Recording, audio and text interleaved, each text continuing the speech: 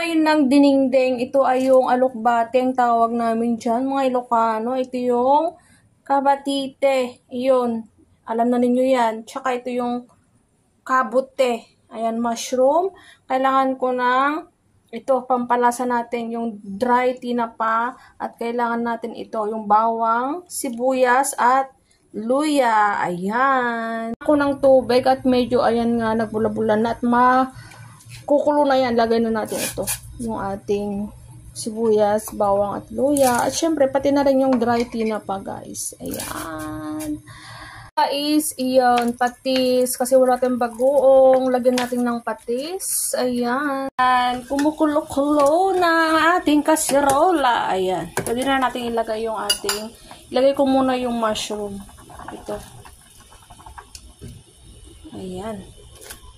Siyempre, ang dinengdeng natin, madali ang lutuan lang yan. Lutuin. Ayan. Ayan. Siyempre.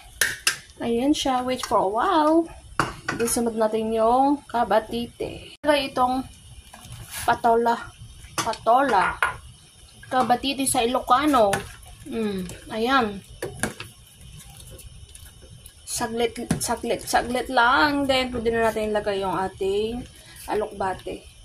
Siyempre, kailangan din natin itong lasahan. Tikman.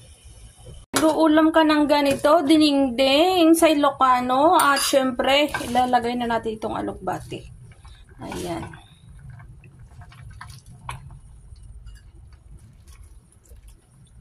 Dinengdeng.